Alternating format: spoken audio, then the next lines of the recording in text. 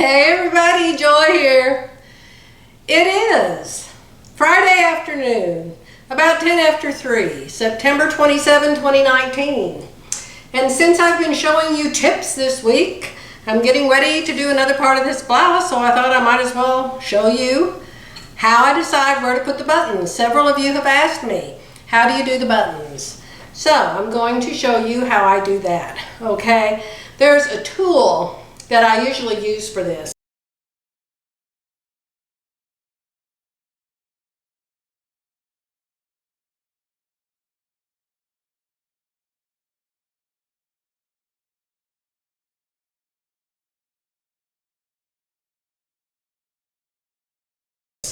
But I cannot find that silly thing in this house anywhere. And I've ordered another one, but it won't be here till next week. So, assuming most of you probably don't have the tool anyway, I'm going to show you how I do it. Okay? Well, let me take a sipper and I'll rearrange the camera. Okay guys, my legs are all wrapped around a tripod here. So if you hear a crash, call 911, will you?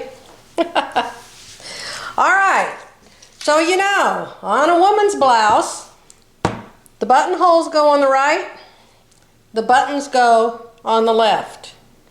Okay.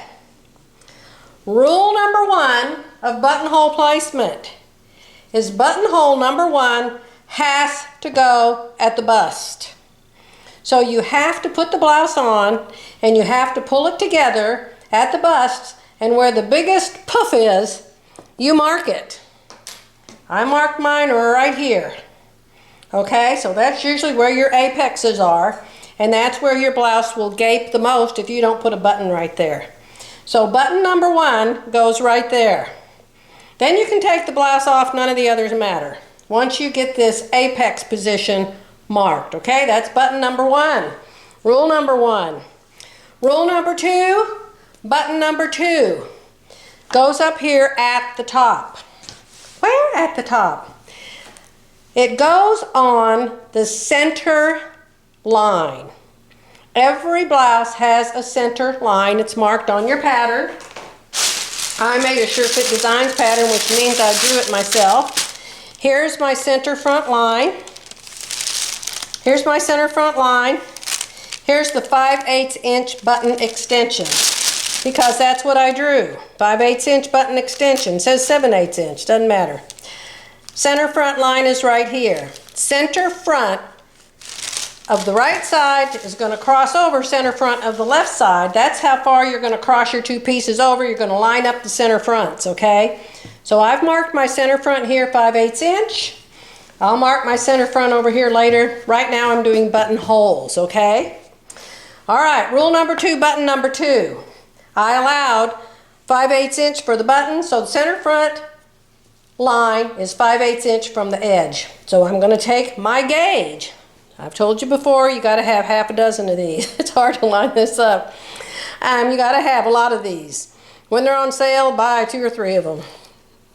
Keep lots of button gauges. So, get some chalk markers. These little chalk wheelie-dealies. When you're marking on black, none of those friction colors mark on black. I don't know why, but they don't. But this chalk will. I'm going to have to wipe the chalk off or wash it. When you have the markers, they iron off, so I like them better, but we're going to have to use chalk for this, okay? So I came over, 5/8 inch. Get yourself some rulers like this too, because this can mark the whole edge at one time. Make sure that your ruler has 1/8 inch marks, okay? So I line this up, and I draw a chalk line, 5/8 inch. All right, right there's the 5/8 inch line, which is also the center front line because I allowed 5/8 inch for the button extension. All right, we're also going to come in 5/8 inch up here and mark it. So that makes for me an X right here. See my X? See my X. My number 1 button's right here at the apex. My number 2 button's right up here where those cross marks are. All the other buttons go around those 2, okay? There's number 1 button, here's number 2 button. Now, Joy, aren't you on the side of the buttonholes? Yes, this is the side of the buttonholes. But for me to determine where the buttonholes go, I'm going to line up my buttons. Okay? So, the first thing I always do is put one in the center of number 1 and number 2. So I put number 3 right there. Okay? So, and you have to measure it. Now, you know how to measure it if it's an odd measurement, don't you? Let me see if it's an even measurement. I doubt it. No, it isn't. It's some weird measurement. So I'll tell you what you do. Here's another tip. Get yourself a piece of paper. So, I'm going to take this piece of paper and I'm going to line it up from buttonhole number 2 to buttonhole number 1. And I'm going to mark where that is. Okay? Alrighty. Because I want to know where the center is between buttonhole number 1 and buttonhole number 2, and it's an odd measurement. And I don't want to measure that odd measurement. So now I'm going to fold this down to buttonhole number 1, and I'm going to mark that spacer right there. So that spacer right there is halfway between 1 and 2, and that is number 3. Okay? How clever is that?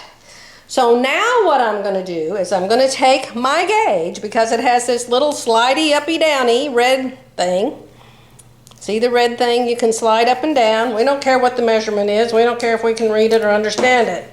Because all we need now is the red arrow to show us where the next one is. Okay? So that's how far it's going to be. So I'm going to come down here and I am going to mark buttonhole number 4. Goes right here. And then I'm going to mark buttonhole number 5. And it goes right here. And then I'm not going to mark any more buttonholes, I don't think. Because I don't think, you always want an odd number of buttons, and that's 5. 1, 2, 3, 4, 5. Okay? In order for me to do buttons, I would have to put 2 in between the apex and the top. Although that doesn't look too bad, does it?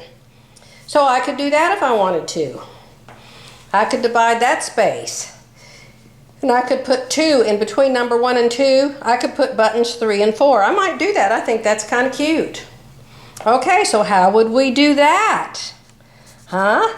Because buttons, if you're going to put 2 here, you don't need the center mark. You need the third mark. So guess what? You do that the same way. What did I do with my paper? So again, we're going to take our paper, we're going to put it between buttonhole number 1 and buttonhole number 2. Okay, so this is our mark. So now what are we going to do? Now we're going to fold this into thirds. Perfect thirds. And how do you do that? You just fiddle with it. There's a lot of fiddling in sewing. Have you heard me say that a lot? A lot of fiddling. All right, right there, that's thirds. Okay? That's thirds. So, erase number 2, because now we're going to put 2 buttons between number 1 and number 2. All right, so there's number 1. Right here's number 2.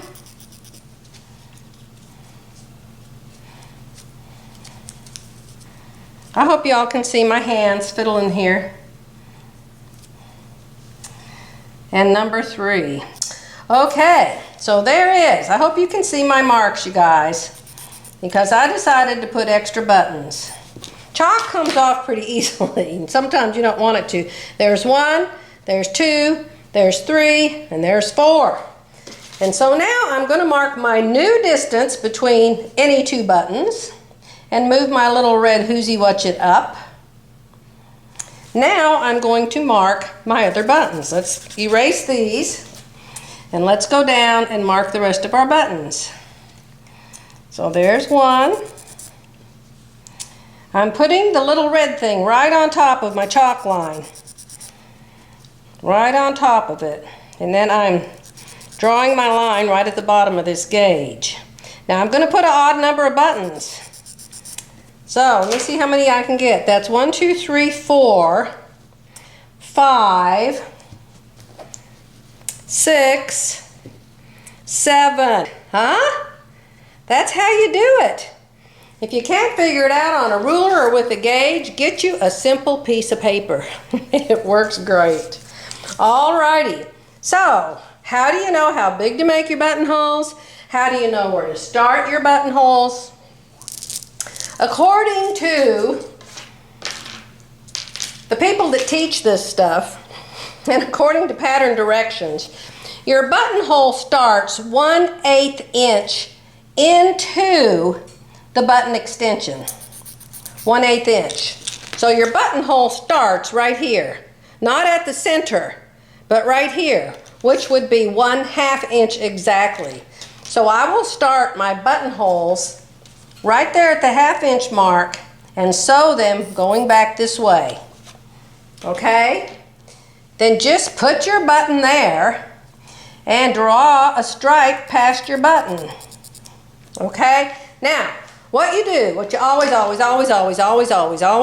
do is you sew a buttonhole on a scrap piece of fabric. Most sewing machines nowadays, I would say every single sewing machine nowadays, unless you've got one that's over 100 years old, one of those pedal types, they all have some kind of a buttonhole maker. My 2 machines actually measure the button for me and then decide how long to make the buttonhole. But still, I always make myself a practice piece. I've already folded up my extra fabric for the teddy bear lady.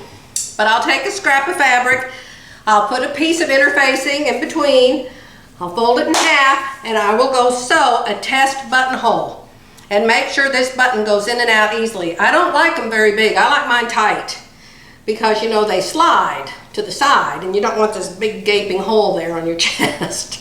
So I like mine tight, but I always do a test buttonhole. All right, here's my sample. This isn't the same fabric, but it's the same type of fabric, 100% cotton. And all I did was cut a piece. I'm trying to show you, it's folded in half.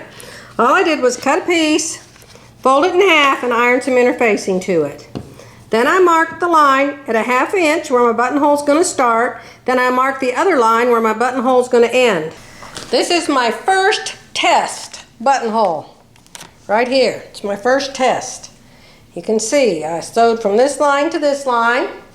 I put my button on that, and that's where I decided I needed to sew to. Plus, on the card it says this is a 5/8 inch button.